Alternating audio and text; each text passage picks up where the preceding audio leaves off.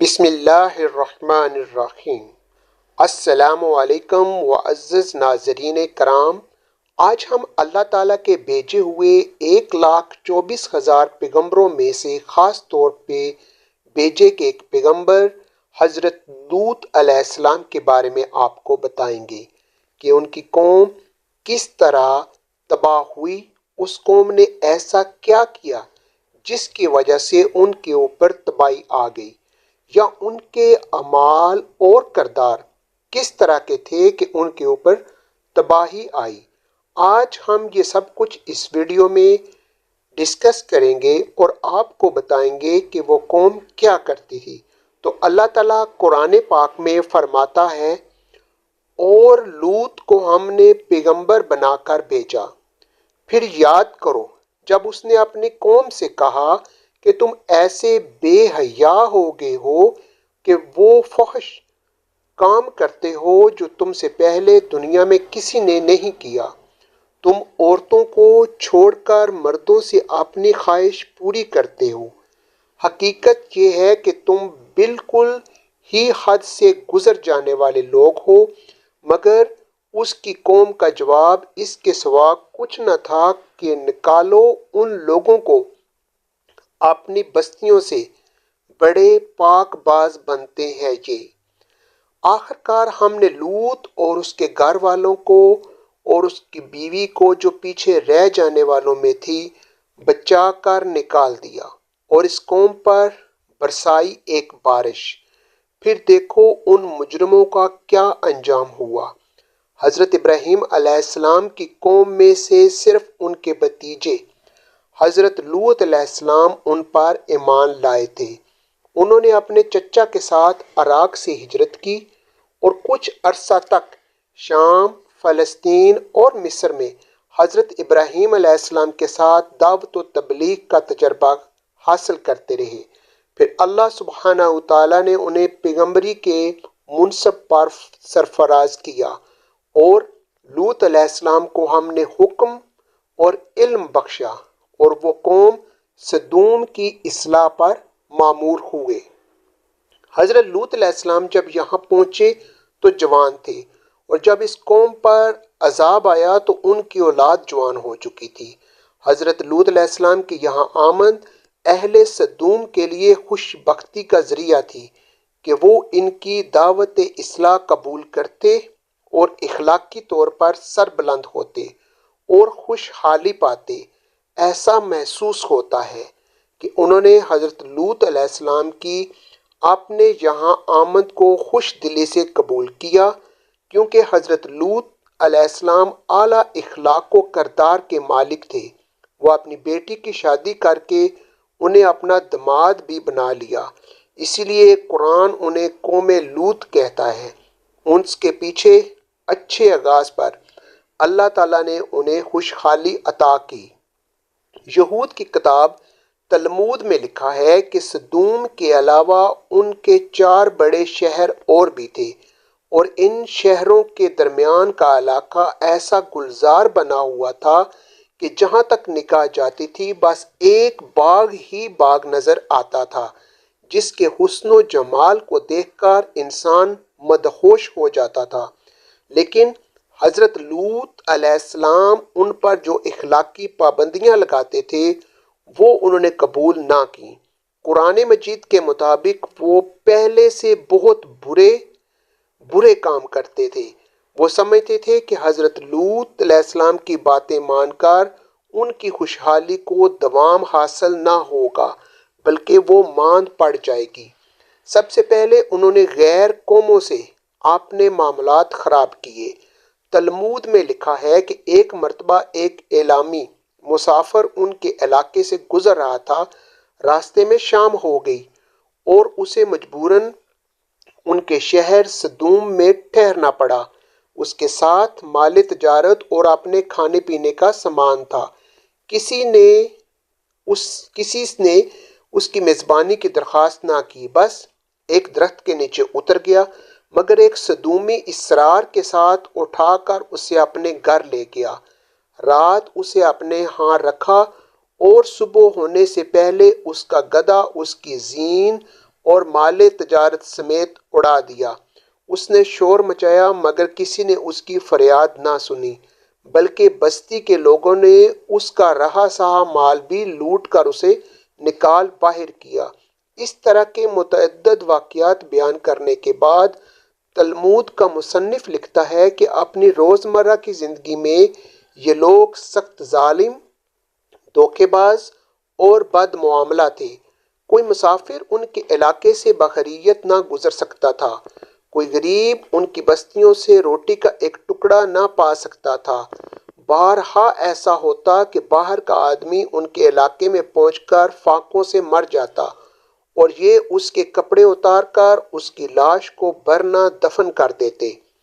بیرونی تاجر اگر شامت کے مارے وہاں چلے جاتے تو برسرِ عام لوٹ لیے جاتے اور ان کی فریاد کو ٹھڈوں میں اڑا دیا جاتا۔ ایک مرتبہ حضرت سارہ نے حضرت لوط کے گھر والوں کی خیریت دریافت کرنے کے لیے اپنے غلام کو سدوم بھیجا۔ وہ جب شہر میں داخل ہوا تو اس نے دیکھا کہ ایک سدومی ایک اجنبی کو مار رہا ہے۔ اس نے اسے شرم دلائی کہ تم بے کس مسافروں سے یہ سلوک کرتے ہو، مگر جواب میں سرے بازار اس کا سر پھاڑ دیا گیا۔ ایک مرتبہ ایک غریب آدمی کہیں سے ان کے شہر میں آیا اور کسی نے اسے کھانے کو کچھ نہ دیا۔ وہ فاقے سے بدحال ہو کر ایک جگہ گر پڑا کہ حضرت لوط علیہ السلام کی بیٹی نے اسے دیکھ لیا اور اس کے لیے کھانا پہنچایا۔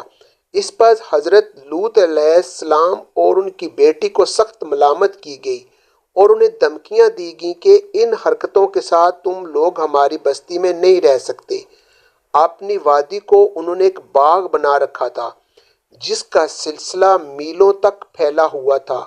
اس باغ میں وہ انتہائی بے حیائی کے ساتھ علانیہ بدکاریاں کرتے تھے اور ایک لوط علیہ السلام کے سوا کوئی زبان ان کو ٹوکنے والی نہ تھی۔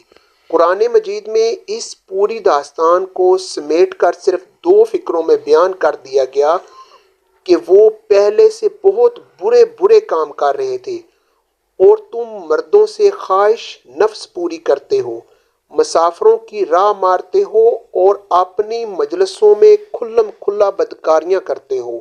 معلوم ہونا چاہیے کہ یہ خوشحال قوم تھی، اپنی خوشحالی میں مست تھی اور اسے اپنی تباہی و بربادی کے آثار دور دور تک نظر نہ آتے تھے۔ لیکن آج اس قوم کا نام و نشان تک دنیا میں نہیں۔ اب صرف بحر مردار ہی ان کی ایک یادگار باقی رہ گئی ہے جس سے آج تک بحر لوط کہا جاتا ہے۔ حضرت لوط علیہ السلام نے ان سے سوال کیا، اور تمہاری بیویوں میں تمہارے رب نے تمہارے لیے جو کچھ پیدا کیا اسے چھوڑ دیتے ہو؟ مطلب یہ کہ اس خواہش کو پورا کرنے کے لیے جو بیویاں خدا نے پیدا کی تھیں انہیں چھوڑ کر تم غیر فطری ذریعے یعنی مردوں کا اس غرض کے ساتھ استعمال کرتے ہو۔ دوسرا مطلب یہ بھی ہو سکتا ہے کہ خود ان بیویوں کے اندر خدا نے اس خواہش کی تکمیل کا جو فطری راستہ رکھا تھا اسے چھوڑ کر تم غیر فطری راستہ اختیار کرتے ہو۔ اس دوسرے مطلب میں یہ اشارہ نکلتا ہے کہ وہ ظالم لوگ اپنی عورتوں سے بھی خلاف فطرت فعل کا ارتکاب کرتے تھے، اور یہ بھی ہو سکتا ہے کہ وہ نادان اپنی خوشحالی کے ماند پڑنے یا ختم ہونے کے خوف سے آبادی کو بڑھنے سے روکنے کے لیے یہ حرکت کرتے ہوں۔ یہ اس قوم کا سب سے بڑا جرم تھا جس کی وجہ سے خدا کا عذاب اس پر نازل ہوا۔ اس کے ارتکاب سے وہ بد کردار انسان کبھی باز نہیں آئے، لیکن یہ قوم اعلانیہ اس کا ارتکاب کرتی تھی اور اسے کوئی قابل شرم کام نہیں مانتی تھی۔ آج مغرب میں انسانی آزادی کے نام پر اس کی اجازت دی جاتی ہے یا اس کی اجازت کے لیے زبردست پراپوگنڈا کیا جاتا ہے، لیکن کہیں بھی اسے قابل فخر نہیں سمجھا جاتا اور اس کے مرتکب کو بری نظر سے دیکھا جاتا ہے اور قابل رحم اور بیمار سمجھا جاتا ہے۔ حقیقت یہ ہے کہ ہم جنس کسی بالکل فطرت کے خلاف ہے۔ اللہ تعالیٰ نے انسانی نسل کی بقا کے لیے جوڑے بنائے تاکہ یہ دونوں مل کر ایک خاندان بنائیں اور پھر معاشرہ بڑے پھلے پھولے اسی مقصد کے لیے مرد اور عورت کو دو الگ الگ جنس بنایا، ان میں سے ایک دوسرے کے لیے کشش پیدا کی۔ ان کی جسمانی بناوٹ اور نفسیاتی ترکیب ایک دوسرے کی ضرورتوں کے عین مطابق بنائی اور انہیں ایک دوسرے کے لیے سکون، راحت اور لطف کا ذریعہ بنایا۔ اس جوڑ میں جو لذت ہے وہ بقائے نسل کا ذریعہ ہونے کے ساتھ ساتھ ہی دونوں کے لیے خدمت کا نقد صلہ بھی ہے۔ مگر جو شخص فطرت کی اس سکیم کے خلاف عمل کر کے اپنے ہم جنس سے شہوانی لذت حاصل کرتا ہے، وہ ایک ہی وقت میں کئی جرائم کرتا ہے۔ پہلا جرم، وہ اپنی جسمانی بناوٹ اور نفسیاتی ضرورت کے خلاف عمل کر کے اپنے جسم، نفس اور اخلاق کو تباہ کرتا ہے، جس کا اسے کوئی حق نہیں، کیونکہ یہ اس کا بنایا ہوا نہیں۔ دوسرا جرم، جس سے قوت سے لذت حاصل کرتا ہے، اس کے ذریعے نسل انسانی کے فطری نظام سے منہ پھیر کر اپنے فرائض اور ذمہ داریوں سے بھاگنا ہے۔ وہ فطری نظام سے غداری کرتا ہے۔ جس خاندان کے ذریعے وہ پیدا ہوا پروان چڑھا، مگر جب اس کی اپنی باری آئی تو حقوق اور فرائض اور ذمہ داریوں کا بوجھ اٹھانے کے بجائے اپنی قوتوں کو پوری خود غرضی کے ساتھ ایسے طریقے پر استعمال کرتا ہے جو خاندان کو تباہ کرنے والا ہے۔ تیسرا جرم، وہ اپنے آپ کو نسل اور خاندان کی خدمت کے لیے نااہل بناتا ہے۔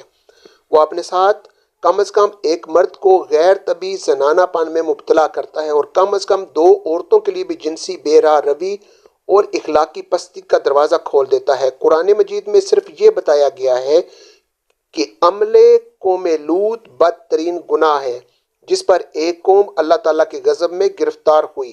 اس کے بعد یہ بات ہمیں نبی صلی اللہ علیہ وآلہ وسلم کی رہنمائی سے معلوم ہوئی کہ یہ ایک ایسا جرم ہے جس سے معاشرے کو پاک رکھنے کی کوشش کرنا حکومت اسلامی کے فرائض میں سے ہے، لیکن چونکہ نبی صلی اللہ علیہ وسلم کے زمانے میں ایسا کوئی مقدمہ پیش نہیں ہوا، اس لیے قطعی طور پر یہ بات متعین نہ ہو سکی کہ اس کی سزا کس طرح دی جائے۔ بعض فقیہ اس جرم پر وہی سزا تجویز کرتے ہیں جو زنا کی سزا ہے، یعنی غیر شادی شدہ کو 100 کوڑے مارے جائیں گے اور جلا وطن کر دیا جائے گا اور شادی شدہ کو رجم کیا جائے گا۔ امام ابو حنیفہ کی رائے میں اس پر کوئی حد مقرر نہیں، بلکہ یہ فعل قانون سازی کا مستحق ہے، جسے حالات و ضروریات ہوں اس کے لحاظ سے کوئی عبرتناک سزا اس پر دی جا سکتی ہے۔ اللہ تعالیٰ ہم سب کو سیدھے راستے پر چلنے کی توفیق عطا فرمائے۔ اللہ ہم سب کا حامی و ناصر ہو، آمین۔